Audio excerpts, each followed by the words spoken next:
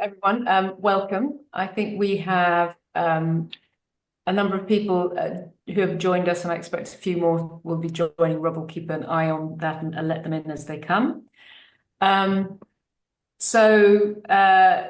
Today we are having a webinar to introduce the Synergy Group's concept to companies in the e-commerce and motorcycle industry.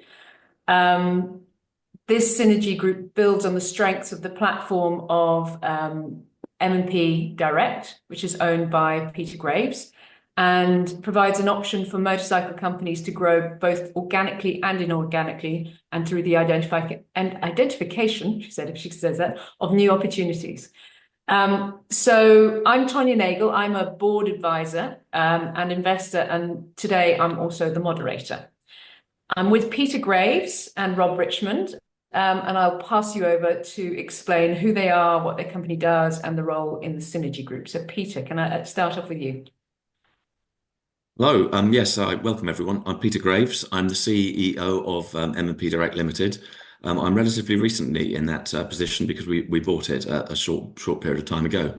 I had a long history of things like racing motorcycles, which is the obvious connection with with becoming involved in this business, and then spent a long time building up a digital company, working in e-commerce and IT, and then doing the same kind of things in a corporate sense before I got into this area of buying and building businesses. So yeah, that's my background, and you can see maybe why I ended up involved with this motorcycle business. And Rob?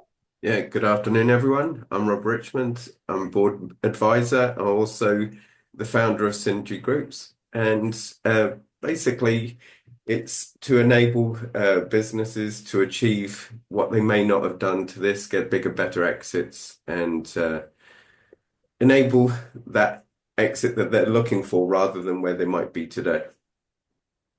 I'm going to thank Rob in particular because he's really feeling quite atrocious today, having caught I do apologize. over the weekend. He's going to stay awake for as long as he can. Yeah. So Pete, let's go a little bit more into the business. What does it do today, and how did you acquire it? And then let's talk a little bit about what's your vision for it and where you want to take it. Okay. Oh, those are big questions. How long have you got? Well, M&P. why don't we start out with what the motorcycle market looks like, Yes, the motorcycle market hadn't been going through a good time. It's not really been in growth, and I think it's fair to say that the combination of COVID and price pressures has hit things quite hard, and it's led to quite a lot of closures of motorcycle businesses. And the weather last year was the final nail in the coffin for a few, so it's had a hard time. But I guess it's been through those before, and there's always that a large group of people with a passion for the motorcycle. So that it probably does still have a future. This business was started up by Mark, and it's been through various forms over the last 40 years. A guy called Mark Collins. He's kind of run it man and boy, and it's become a real force in the industry. It was a large part of it was running catalogs and selling parts and accessories online, and he ended up with a number of dealerships with different bike franchises. There was a time at which, sort of 20 or so years ago, he sold it to some venture capitalists who then managed to run it to nothing, and he bought it back and built it back up in that wonderful entrepreneurial story. So there's people here who've been working here for lifetimes, and there's 65 people currently in the business, and franchises with a number of different manufacturers. The business is based in Wales, but its e-commerce operation now sells nationwide. So that's kind of where it was when COVID hit and things started probably to turn in the wrong direction. And how did you come across it then? Well, I was reasonably connected in the motorcycle industry. I actually stopped racing in '99, so I'm quite a distant memory of all of that. But I've got many friends, and we were, I was working with you guys on the whole Synergy Group's concept, and I was interested in the motorcycle industry as evolved. And of course, I got talking with Mark, found out that things were quite challenging, and that he was looking for an alternative. So we kind of went through many months of working together on what that might be, and I had a group of very strong collaborators I was able to bring in. And we were able to complete that acquisition early this year. So yeah, that in itself is I guess a fairly conventional business acquisition. But this is a big business, right? It's not a small thing. So some of those challenges are, as you said, you brought people in with different expertise. Why do you think you can turn this around? What's your vision for it? There's many ways of looking at this business. I suppose one is that not many motorcycle businesses are making huge profits. I'm certainly not in the dealership world. So, but the e-commerce business could be anything. It's got limitless capabilities to scale and grow. So you could say that we're a strong e-commerce that's been keeping going a weaker motorcycle business. Okay. In terms of the ambition for it, maybe we're foolish, but we do all like motorcycles, and we believe that that part of the business can be viable. And interestingly enough, once you work with different manufacturers, you also have access to parts which you can sell. So there's a strong case to be made that if you can make the motorcycle business stack up, which can be done, then that's a really strong feeder for your e-commerce. But essentially, the e-commerce is acting as an accelerator and you're going to modernize that and fix some of the fundamentals. Yes, I mean, in terms of the strategy as we go forward, yes, there's an element of stabilizing the motorcycle business and making sure we're doing everything right there, that we're working with the right manufacturers, that we've got efficient processes, and that the business is just working as well as a as a business can. The growth must be all around the e-commerce, and as we can grow what we're selling online from motorcycles, we already have product ranges of different things. We have a warehouse. We can operate as a 3PL for other people. So that in that sense, there's no limit to how this business could scale. Okay. So, and as you said, you're going to scale it more. It's already big. It's a big challenge. So is it just you and Rob that have come in on this, or who else is involved? Well, I brought in Rob first because we were already working together, but we then brought in some other good partners. We brought in Steve Rooms, who's an excellent CFO, and he was, as we were trying to understand what was going on in the financials of this, he was a real asset. And then later on, we brought in another collaborator, who was Rick Wilson, who's absolutely brilliant on ERP and back end systems, and this this whole part of this business needs to be sorted out. Rick brought in another collaborator who's luck would have it, is a specialist in commercial property, has a very large portfolio of commercial property, and is able to help us unlock that part of the deal. And as we look to buy new premises, which will be part of our plan, he'll become the owner and our landlord. So that it sounds like a real brains trust of bringing in experts in each part of it to fix and transform the business. So why the synergy model? Rob, before we go any further, for those on the call who don't know what the synergy model is, would you explain, in a short few slides or few words? Sure, no problem.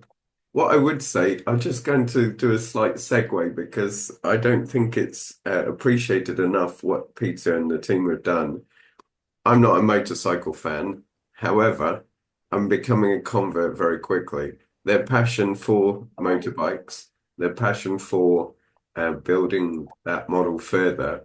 We went to the Triumph factory this week, and my wife will contest to this, that I was like, why am I going kind of thing. It wasn't a negative thought. It was just, why am I going? Because I'm not a mate. I've got to say that when I left there, by the end of the day, I would have actually quite happily, and I actually even pushed for different ideas to go with the company. So yeah, their passion, their drive, and their interest in that particular industry is why I personally would happily support it, even if I was coming in cold right now, to turn this company into something bigger and better than it is today. I thought you were going to say by the time I came out, I came out with a motorbike. I got to say, I did. It was a very interesting day, and it actually ticked a box for me. So completely random. One of my favorite films is The Great Escape, and I actually got to sit on the motorbike that's from the film. It's worth about $1.5 million. So it was a very nice, interesting day. It turned out to be a kind of, I'll do this because I have to. I actually really enjoyed the day, and my wife said, "I told you so." So yeah, but that so everyone's happy then. Yes, exactly. Yeah. So brilliant. Anyway, I just thought I'd share that because I think anybody watching this really needs to understand their passion. And when you've got a passion for where I was going with it, when you've got a passion for a business, it doesn't matter if you didn't set it up. If you will put your passion into anything, you've got a much better chance of success. And I think it sounds very much like, the business wouldn't have been passed on, having had the previous, Mark's previous experience with the venture capitalists. I don't think he would have passed the business on unless he knew it was to somebody who was going to look after it. Yeah, and that is down to exactly what we do as board advisors. The business owner must feel relaxed with us because they're handing over something that's very precious to them. Even if they are transitioning to the next part of their life, they want to feel that somebody's looking after their legacy, looking after the brand, the people, the culture, and that's what we're all about, adding value to their journey, not about our journey. And that's exactly what Peter and the team have been doing. So, if I can share my screen a second. Yeah. Right, okay. So what I'll do is I'll take you through the 3 basic steps. So synergy groups is, like I said, is all about adding value to your journey as a business owner, as you're either wanting to grow, exit, or immediate exit, whatever the case may be.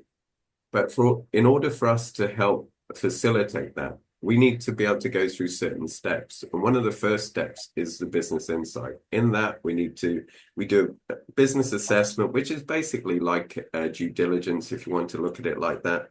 We do organic, inorganic, and opportunity value analysis of the company. Where can we get those growths? Organically, inorganically, and the opportunity value is an interesting one for me because it's one that I like to do. They're lost opportunities or missed opportunities. That's basically what it is. Then we need a valuation of where the company is today. That doesn't mean that's where you're going to exit. It's just so you understand what the buyer's looking at and what the buyer is likely to pay. And more often than not, that is the biggest stumbling block for business owners that want to exit because they have a price that they would like to realize, but the reality is the buyer will see it slightly different. So the whole idea is we need to take you from point A to point B. And finally, it's understanding what your transition plan is and how that looks for you. So once we've got all that, we create what we call the group incubator plan. And this is about implementing all of those. It's a bit like a business plan. It's so that we implement all the things that we need to do in order to get you to that point. The transition plan, the incubator, normally takes a minimum of 2 years. We've done it faster, we've done it slower. It's really about your journey and how fast you can implement it. The next stage is decision time. It's what do you want to do? And for me, this is an interesting one because I find that people, when they go through this process, business owners are working at the coalface. Most of the time when I speak to business owners or any of the advisors speak to business owners, they tend to be working in the business, not on it. So for me, there's 4 steps to being an entrepreneur. One is that you're a sole trader, one-man band. This next one is you're a manager with staff. Then you're an MD with manager with staff. But in all 3 cases, you're working in the business. The final step is when you become a board member, shareholder, whatever you like to call it. But now the team, all the way up to the managing director, is reporting to you. That's level 4, and that's where you should be. So now the business is working for you, you're not working for the business. When you get a business owner to that point, it's fascinating that you get 1 or 2 mindsets. And it's almost like a eureka moment. Right, I now have a passive income. And I'm going to go and sell my business. But the logic starts to kick in that why would I want to sell my business now that I have a passive income? Because I'm going to sell an asset and a passive income to go and create that again. So you've got the holy grail of incomes, and you know it inside out, back to front. So that's where a lot of business owners then switch from exit to succession planning. Now, succession planning doesn't necessarily mean that you're passing it on to the next generation. In this particular instance, it can enable you to provide you with an income for the rest of your life because, from when you want to retire to go off and do whatever you like, you can go off and create a new business if you want, go and play golf. It doesn't really matter. So that's, for me, is basically the 3 core parts of the business. But of what we offer, the service side. But as far as I think for me, the underlying core value is that it's adding value to your journey. And that's what I would say to finish off this section for you. Oh, you're on mute. I know I put myself on mute. Somebody came to the door and the dog started barking, as is always the case on a webinar. So as you're saying, Rob, this is a little bit of an unusual case because normally when we're talking to the owner of the business, and here the owner of the business is already the person who has been put into the succession plan in the terms of Peter, yourself, and the others. So I suppose that means that this is not only suitable, this model is not only suitable for existing owners, it's also suitable for people who've acquired businesses as well. I suppose it's and so it's a question of eating our own lunch. Is that the case? Yeah, very much so. This can apply to any business in any size or anything. It really doesn't matter. It's more of a case of it's the steps to get what you're trying to realize, because most of the time you're so busy working on the coal face of your business that you can't actually see the wood for the trees. And by having an advisor, whether it's us, a business coach, or whoever it is that you choose to bring in, they bring in a different point of view because they can be more strategic because they're not emotionally involved with the business. They can see that they've got that experience. And that's something I would like to point out before we continue any further, is that every single person who is under the Synergy banner as board advisors brings a wealth of experience and knowledge in different, whether that's operational, whether it's strategic, whether it's financial. We've got nearly 30 partners dotted around the world. And coming into the Synergy groups, you don't just get the advisors that are immediately talking to you. You get all of them, and you can choose something that is unique to this particular thing, which is you can choose a set of board advisors that complement you the best. You can lean on them. It doesn't cost you any more. It's a free add-on that we provide because it gives them the opportunity to say they're board advisors for you and go and talk to other companies in the same sector. But for you, you get that wealth of knowledge and experience and all those sorts of things that don't come necessarily with a single business coach. You used a phrase which I like, which is it's the board you can't afford. Yeah. But you can in this case because it's Exactly. the way it's set up. And so, Peter, for you, and I know you were working within this, but was it an obvious next step? It was, yes, and for a number of reasons, I thought already understood the power of this process and was working to build groups, so it made perfect sense to me to do it. And there's an element I don't think we've touched on yet, which is just the notion that as you build a group of companies which are helping each other out, that actually starts building value over and above the value of those companies. And the sort of the numbers you would often pick is if someone's trying to sell an SME that's quite functional, is maybe turning over a couple of million, they might be lucky to get sort of 2 to 4 times its EBIT as its value. But once that group comes together and it works as a viable group, if you get your EBIT to a certain level, it can easily be 7 to 10 times the value. So simply by grouping, even if you don't increase the scope of your business by being part of the group, the value to the owner can increase a great deal. So that's the inorganic benefits, and the organic ones are, of course, the ones you create by collaboration within the group. Absolutely. The other element of inorganic is, of course, you will go and find other companies to join the group and leverage those either for cross-selling opportunities, but also, as you say, just to be part of a synergistic group and get that extra value. So what types of companies are you looking for this group?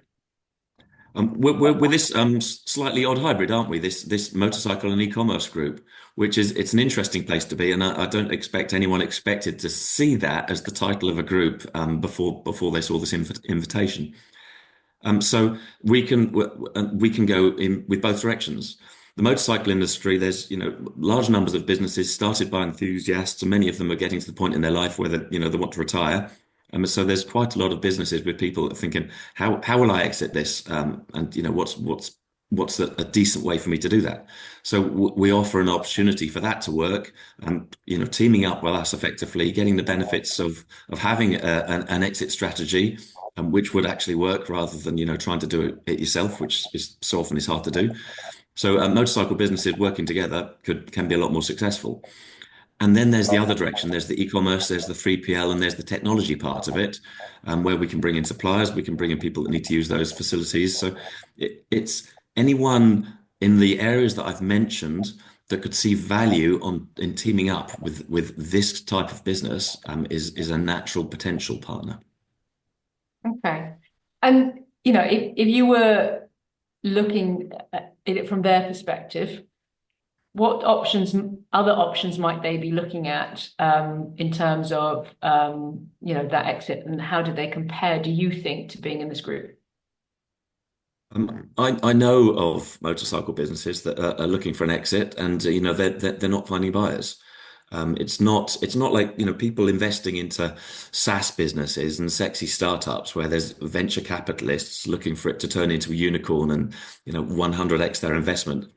That's not that kind of an industry, but it is businesses that have been running for a long time and can turn a steady profit. So And they've got good client bases. yeah, they're also complex businesses. That's right. You have a good client, but they're complex businesses because even in here, you have to run new bike sales and relationships with manufacturers, used bike sales, buying and selling, finance arrangements, workshops, spares departments. And then, of course, we add on to that e-commerce, search engine optimization, warehousing. It's not a straightforward business, even if you just run the bike shop part. So it's many people have been a lifetime learning that business, and it's not necessarily straightforward for someone to jump into that. Okay. And when you've been talking to these businesses, what kind of barriers or concerns have you come across that they had about joining the group? Well, in terms of this group, in terms of the synergy groups, it's you quite often get the same thing as you get business owners that are interested in beginning to think about their exit strategy, but they haven't done it yet. And often there's a lot of inertia in terms of like, how should I do that? Is this the right way? So a business owner might well come to you and say, oh, well, I think I'll be able to prepare it for exit. But of course, then the evidence usually says they've been going for 20 years and they haven't made a start yet. And as Rob pointed out, of course, they're so busy working in the business that actually the jobs to prepare it for exit, having never done them previously, are quite hard if you've never done it before. So people might say, of course, oh, I don't really know you. If you come to me and you've made me this proposition, but I don't know you. But again, the way we work this is you go through this period to begin with, which is it's the equivalent effectively doing due diligence. It's working together and starting to get a real understanding of what the business needs and what the owner needs. So a really nice way of getting to know each other is built into the process. What else have we got, Rob? There's all sorts of things we bump into, aren't there? The people, the kind of things you might hear from a business owner that's not sure about this. Yeah, I mean, just to touch on, we've got a meeting later on in the week. I think the thing that most business owners don't necessarily, from my experience, most business owners don't necessarily see when we first talk to them, and it's only when we go through some more detail, is that if you take the meeting we got later on in the week, that would double the size. Now, you might think that the only way of doing that is to acquire that company, but we could do a merger together. We then have a much bigger company. We'd be one of the biggest operators in the country. Now to go and acquire smaller companies becomes a lot easier. So sometimes you have you've got to think, because you're thinking operational, you don't necessarily think strategically about how you can form alliances. That's the word I was looking for. You form alliances where those alliances enable you to go both enjoy a bigger exit, and the multiple goes up. So you not only get the power to be able to go and buy other companies much easier, but the multiple goes up. You become more attractive to much bigger buyers. So therefore, the way you can exit becomes simpler, because the smaller you are, you're going out looking for somebody to have a pot of cash. And I hate to break anybody's bubble, but it doesn't happen. Yeah. So very, very rarely will someone come along and go, here's a pot of cash, and hand it to the very person that is fundamental to that business. what you tend to find is that they want you to work out over a period of time, here's a certain amount of money, and then you got deferred. However, when you get to a much bigger company, they will actually hand you a lot of money to go away because you've already built the full infrastructure, which is part of what we do. Yeah. And I think, what you're describing is a very strategic approach, but it's also one that is very specific to each situation and that flexibility of the different ways. So, this is a group where Peter has bought the company, or you guys have bought the company and then brought it into the group. We have another group where the owner is still 100% owner and has joined the group. And then when we formalize that group, then there'll be some, share distribution. There are lots of different ways and lots of different ways of coming into the group, but also of how you exit as well, as you talked. So I think, the transparency is a really key part of that, bless you. And what I'd like to do, Rob, if you have them available, is just show the key clauses, because the transparency is something that's really important to us, because it's a question of trust, but also we're trying to make sure that everyone is aware of how this works and, open up to questions. And by the way, if anyone does have any questions, please put them in the chat now, or we'll also open up for Q&A afterwards. Yeah, so I'm going to, share my screen again. Right, okay, make sure I get the right one. Yeah.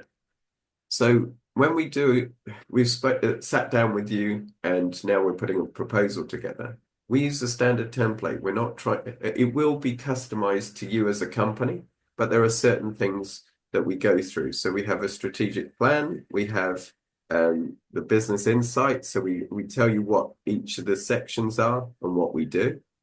Then we go through the growth roadmap. It is the incubator now. Sorry, I picked up the wrong document. And then the final one is about how we do it. So what we're looking for is that, as Tonya said a minute ago, there is a lot of flexibility in this model. We've gone over it and over it and over it to try and make it cover all bases. I'm sure we'll find some in the future that don't necessarily fit in that day, but we will move the posts again. Because, like I keep saying, it's about your journey as a business owner and getting what you need out of it. So when we set up a platform, we set up a group holding company. So the idea is that will be divided into 75 and 25. 70% is earmarked for all of the companies in the group. So they won't lose any value, but we're trading their shares for shares in the group holding company. So that's it's a like-for-like swap. The platform company gets an additional 5%, and us as the board advisors and anyone else that might have come in, like an equity partner or something like that, sits in the 25. But here's the twist to it, where we have to add value. So let's say, for argument's sake, we take seven companies all got a valuation of 10 million. So they would all go in and get 10% each of the 70%. The platform company would get an additional 5. And now if we sold that company for 75 million, we have no benefit out of that sale. We have to upsell it beyond that point, the agreed value, because going back to the valuation, when we do the valuation, there's a very key part to it. And here it is here, right? We have a part called required, we have a part desired, and then we have a valuation matrix to work out the value of your company now, so that we can use it as a fair matrix throughout. So once the platform company's decided exactly how the valuation matrix works, it's applied to every single company on the way in and when they join the group holding company. So we've got to sell each company, i.e. the group of companies, beyond the point of their required in order for us to have any benefit above it. So this is all going back to the point I mentioned earlier. We have to add value at every stage. If we don't add value, we don't benefit from it. So you're always going to get, as the business owner, the minimum that you're looking for. And ideally, we're going to go higher than that. Realistically, we probably will. but we wanted to set a fair benchmark for everybody so that they come in at one price, they leave at another, and they have a minimum required. Now, your required will normally be above the company valuation at the moment. So let's say, for argument's sake, your company's worth $500,000 using that valuation matrix today. You want a value a required of 1 million, a desired of 2 million, for argument's sake. That's our game plan. That's exactly what we'll do. Now, there is one caveat to this. I will generally not entertain a range higher than 1.5 to 2 times multiple as a starting point for the required, because I like to manage expectations. I will target much higher. That's how I'm wired, but I would like the business owner to have realistic expectations. So worst case scenario, we're looking at 1.5 to 2 times multiple increase on where your valuation is today. But the desire can be much higher than that, but that's generally what I would be looking to do. And the rest of the team does exactly the same. We're all wired that way. We all like to add value. And yeah, I think that's, did I cover? Yeah, I think that's good. And I just reiterate that that's versus where they are today, is that 1.5 to 2 times increase versus where they are today. Yes. Yeah. If I'm not articulating myself, I do apologize. I've got a head full of flu and it's really concentration levels plus at the moment. We have a question from Michael Price, who says, great webinar with some relevant insights. Thank you. My question to the panel is, as a soon-to-be new entrant to the UK motorcycle retail market, what would be your 3 key areas of focus? So I presume, Michael, here you mean new as in as new owners, because obviously the business that has been acquired is existing. But Peter, what are your 3 areas of focus? Golly, well, of course, yeah, we've got quite a lot of things going on in the business. If you were starting with a clean sheet of paper, you'd have some advantages in a way. But I think straight off the bat, there's things like if you're selling new motorcycles, you really want to be with the right manufacturers. Some of them have quite onerous terms, and some of them have quite good terms. So you need to find yourself the right partnerships. There's a lot of businesses have really prospered by doing used bikes recently, but it's getting to the point where used bikes are actually quite hard to get your hands on because everybody wants them. So having a good mix, I think, of used bikes and new is good. I think you need to be doing well digitally now. It's hard to see that you can really, as a standalone bike shop, you won't get big margins. Pushing on your digital presence and getting that working just right is important. So that's 3. If you want to talk offline, I could probably come up with another dozen if you want. We're learning fast. No, and I think the very fact that you've had a big focus on ERP and systems and digital is probably a big part of that, and it's probably relevant to most businesses. If you don't mind me jumping in there, what I would say, from my perspective, as I said earlier, I was coming into an industry that I knew nothing about at all. But what I did find interesting is that looking at those opportunities is when we were at the Triumph factory, they presented certain opportunities that tied in nicely with another one of our groups and allowed us to think more strategically and about how we could actually change the model to create something that doesn't currently exist. And because, like, for argument's sake, just to give you an example, when you look at a business, people tend to be very channeled into what they do. They're very good at what they do, and that's what they do. But what we were looking at, because of what Triumph was presenting us, was going, okay, you've got this particular thing. This works with our business because it's just down the road. And then that leads on to a further thought process about what else we can do to augment the business to bring in new revenue streams and work with that. And that worked particularly well. Yeah, it's always hard when it's new stuff and you can't really talk about it. But I think I'm trying to be as descriptive without giving away. Peter knows where I'm going with that. Maybe you can. Yes. That it's the breadth, because we are all operating across many industries and in many territories. we get to see a breadth of opportunity and make connections that you wouldn't get to see if you're just working in and on your own business. Yeah, and that's a very good point. We are sector agnostic, and it's not just a throwaway phrase, because each of the partners brings a sector knowledge. We can actually be sector agnostic because the business owner has that knowledge. One of our team will probably have that knowledge, but it's being able to bring all of that experience across different industries that enables us to be truly flexible and add value beyond, because normally if you get a business coach, they're a business coach within that particular sector or within that area or within a particular set of skills. But we are international, and that's something I also want to point out. Sorry, that our partners cover the globe. So they have different market knowledge as well. And although that might not apply to your business, having a different point of view in a different economy can add a different twist to what you're looking at in your own economy. Yeah, absolutely. So that's no more questions on there just now. Well, Tonya, yeah. I want to give one more answer, actually. I know Michael asked for 3 points, but I want to give one more, which is may feel like the most self-serving, but also I think it's probably the most important. And it's to collaborate. And if you imagine a traditional motorcycle business, you probably had someone that was very good at motorcycling, or they run that business, they had that enthusiasm. They may not have had very broad business skills, and they run that, a great business for a lifetime, which is always going to be size limited.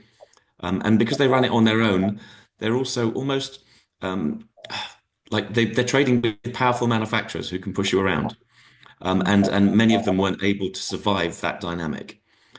So, but long-term businesses that we, if you're in the motorcycle industry, we know about, Bill Smith and the Pagets and these people that have been running these businesses for generations, and they are amazing. But by collaboration, of course, then you look at M&P, it still was running a brilliant e-commerce operation, but with quite old systems. And even a business of this size didn't really have the scale to bring in the state-of-the-art systems that you need, using the right back-end systems, using AI to improve what you're doing. So that as a regular motorcycle business, it's hard to prosper in this situation without a bigger team around you. And this is the support team, isn't it? That's why I wanted to put this business into a synergy group. There's one other point as well, which you touched on, which I think it's we had a conversation about old data within the business, and we said, right, okay, because we going back to your question, which I think is actually there's a far more to that question. It's a very good question, because I think if you look at the way we came into the business as new owners, and one of the partners suggested that we look at old data and use that as a way of moving forward. And the reason we decided not to was because of the current state of the motorcycle industry, that clearly lots of companies are going bust using old data. They're trying to replicate what they've always done and try and get the same results. Whereas we decided we were going to take that data and go, okay, let's build new data and find where we can find, trailblaze a new path, rather than rely on old data to create those marketing plans, the strategies and everything else, which is not going to work, because clearly you have to move with the times, and those times are moving fast at the moment. And there's unfortunately quite a few casualties. Would that be fair to say, Peter? Yeah. There's a generational change going on, and the internet's come in and the debt crisis has come in, so it's led to quite a reshuffle, but also opportunities, of course, because in some areas there's less dealerships, and those that are here now have a greater market to address. And also one thing that surprised me, because obviously, like I said, I'm a newbie to the industry, is the attitude of some of the suppliers towards their franchise owners. They just I find it an amazing mentality, to be quite honest. That's why when we went to Triumph, it was like a breath of fresh air in comparison. Yeah, treating it as a partnership. Exactly. And that's exactly going back to what we keep saying throughout this webinar. That's the only way you work is by adding value and collaboration. That works better than anything else. It works better in relationships. It works better in any situation. You've got to add value and you've got to collaborate. I come from FMCG and retail, and all the successful businesses I know do it through joint business planning, where you agree a set of common objectives and you work towards them and you both win. So yes. Okay, so, and we've kind of started touching on this a little bit, Peter, but it's a what next? Once you've kind of officially said, yes, I'm doing the synergy group, what happens? You're right now, you're under the skin, you're already in the analysis phase. Have you got a plan agreed? I think we're working through a lot of things now, but yes, there's some of the things that have to be put into place right now, and there's other things for the longer term.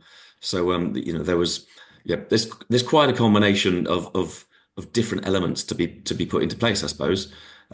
But we've been working through that as a team. I haven't had to do it on my own, which is which is great, and we've had all these extra skills in terms of ERP, property, trade relationships, and other things that I wouldn't have been able to do. So the fact that we're now planning, in some areas still planning, and in some areas now well into our execution, has been because we had a team that was capable of doing those different areas. And the plan in action is obviously the next stage. What does that look like? What's different versus what was BAU before? There's a rationalization of manufacturer relationships on the bike side. There's smoothing out processes. Some things have been done here the same way for a long time. And coming from different businesses, I've run e-commerce with people, and you think, oh golly, haven't done it that way for a long time. There's better ways. Many things can be automated, done extremely manually. And just because I've been an e-commerce guy for 15 years, you just look at the e-commerce, you say, well, I know what that needs. So there's all sorts of areas, and it's really about being able to in our case, being able to prioritize and figure out what's the most important to do first, because you certainly can't attack everything all at once. And how often is the board getting there physically? I presume you're doing physical visits. Well, I'm here all the time. The board meets once a week, and we all try and get together in person once a month. But people are coming from all over the country, so it's more. We're just chatting away on the digital channels a great deal. I've got a really collaborative situation going on, as it should be. I don't think everyone needs to be here. Some of the people are less day-to-day involved, and they've got maybe more strategic remit. So, but yeah, I think we have a formula that works. And so, what have you found?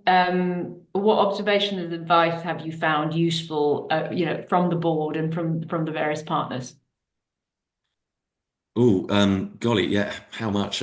We've had help on how we should consider our pricing, on how we should develop partnerships across the industry. We've had to work on personal roles here and making sure people are in the right place and the reporting lines are correct. I've had some really good support with that. We've got relationships who are coming with systems and e-commerce, which again, I've worked in e-commerce a lot, but you certainly can't do all of this on your own. So that's come in from the team. Some of the more conventional marketing stuff, we've had some really, really useful help on that. So frankly, across the board, many areas I'll say, yeah, okay, I've dealt with that before. I know what to do. But in a business this complex and needing this amount of change, there's no end of external input you need. Okay. We are running slightly over, so I'm going to quickly go through the other one. So you're implementing the improvement program, and once you've improved, you're going to have other companies join the group. How do you realize that value for them? What does that look like for this group, do you think? I think it depends on the company, doesn't it? When you look at working together, it's what's the natural synergies with that company? Are they will it be another physical location? Will it be something to improve your e-commerce? Will we be improving their warehousing? So we can see where the opportunities lie in this industry. And when you put two companies together, you say, okay, well, clearly you're lacking this and we need that. And suddenly it all begins to make sense. So I wouldn't predict what that will be until I know what companies we're talking to. Okay. What's next then for the group in terms of you executing the plan? What else? Well, we have all sorts of interesting conversations underway, which, while we're working on the core of the company, there's already things coming in. You think that would just be fantastic. It comes from the manufacturers, it comes from potential competitors, it comes from people that want to be bought. So those are just popping up everywhere, and it's very exciting. I guess In you terms need to of stop yourself. members. Sorry, that's in terms of new group members. Yeah, absolutely. Brilliant. And you have to obviously keep focused on, on building, on working in the company. So one thing I'm doing is the one thing as a business buyer, you're not supposed to buy yourself a job. Well, I have bought myself a job. There's no doubt about it. But then we've got other people that can take a more strategic role.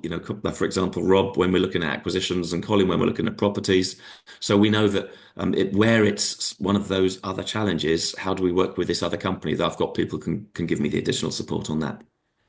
On that note, you mentioned something a few minutes ago that I just want to pick up on so it's very clear to everyone listening or watching this webinar, sorry, is that there's two types of companies that come into group. One's a member, one's a partner. Partners are acquired or from a few percent to 100%, and members come in for strategic reasons. So there's a very good reason why we did that. It's to allow that getting back to that flexibility. And I just noticed in the conversation that motorcycle industry seriously lacks the partnership service orientated feel. I think I would 100% agree from a newbie looking in.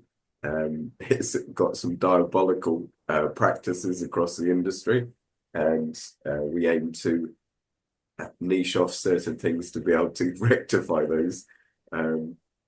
Yeah, because it's quite diabolical what they do. I'm quite surprised it's such a big industry with the behavior. Anyway, so yeah, that's just my point. I just wanted to make a point that there are two different ways of getting into a synergy group, and the expectation from a business owner, what that can look like when your board advisors are bringing in those companies. But whatever it is, it's increasing the EBIT of the group, thereby increasing the multiple of the group, which gives you that bigger exit. That's just one of the ways you can exit larger. I just wanted to put that out there because it might not have been clear earlier on. Yeah. And of course, there's also building out the expertise in digital and e-commerce, because as you said at the front, this is an e-commerce and motorcycle group. And so you're really focusing on trying to get that blend of the two and maybe bring in more of that e-commerce expertise as well, aren't you? Certainly for us, yes, I think, and we can, because we'll have developed our systems and our e-commerce capacity, that's something then we can roll out to other members. So other members may not be able to develop those systems, but because of the team we've built, we'll be able to give them that benefit. And you could also roll out the same set of processes to other countries, to other geographies. So once we have the systems working as well as we believe they should here, then that becomes something which you can scale into other businesses or other countries. Yeah. Yeah. And so the group's built, and we're in a good place. You've got to the at least the required valuation for the group members. What happens? How do they realize that value? How do they exit if they want to exit? There's a number of different ways you can do it. You can go anything from an MBO, which is a management buyout, because we will have put the full management team in over a period of time. So you can go through an MBO and facilitate that. We can help facilitate that. There's an EOT, which is very similar. And you can go right to the other end of the scale, which is either a direct listing to exit. You can do a private equity, because as I was mentioning earlier, once you get to a certain size, there's much bigger buyers out there.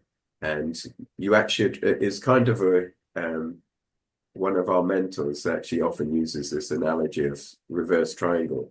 So if you go this way, this is the number of companies at the bottom that are up for sale, and and they get bigger and bigger. There's only a very small number of very large companies for sale.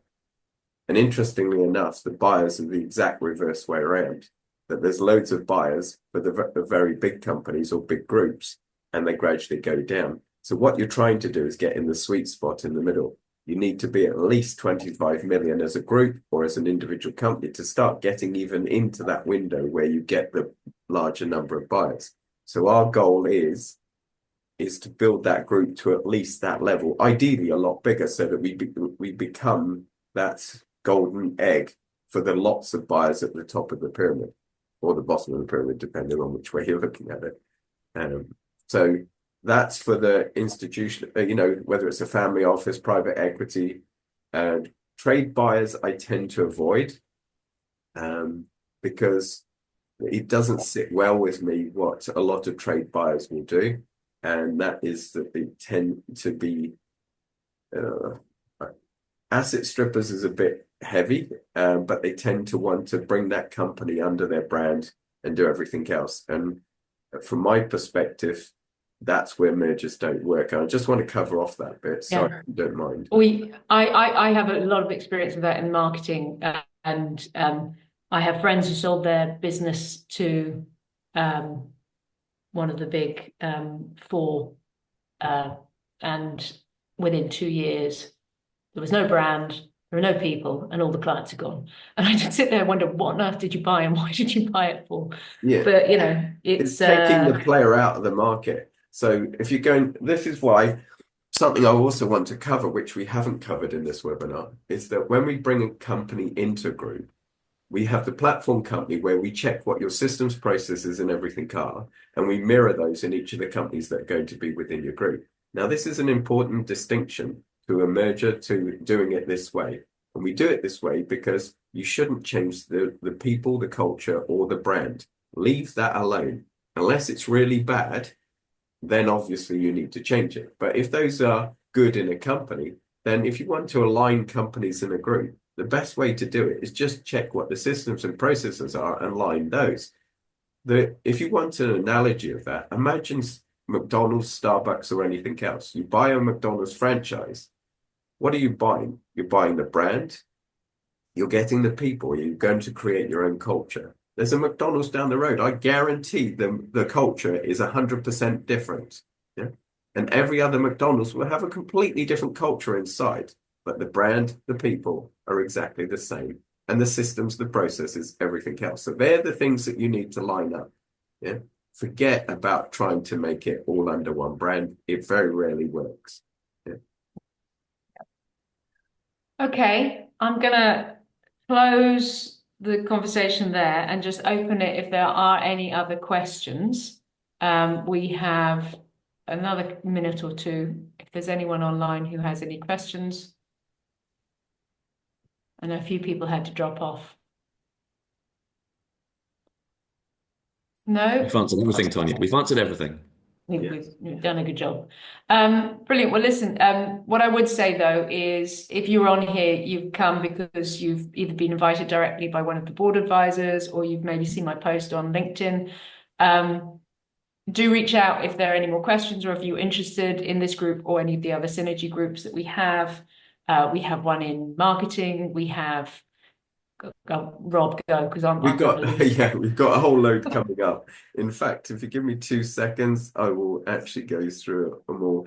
We've got automation and robotics. We've got fire suppression, I think it is called. We've got a ski one. We've got 12 groups in all. In fact, I think we've got closer to 15 groups now that are coming down the line. So as we move forward with that, there's a lot coming. Hang on, I'll show you. Sorry. I was going to say, I think we should probably do a LinkedIn post just to so that people are aware of what the groups are. Yeah, so in case I've got a list of them here. So you've got alignments. So the 8 that we got lined up. We did marketing last month. Obviously, we're doing the motorcycle one today. We've got waste management, civil engineering, sports and recreation, fire, ERP systems, and a whole load more coming down the line. Yeah. Brilliant.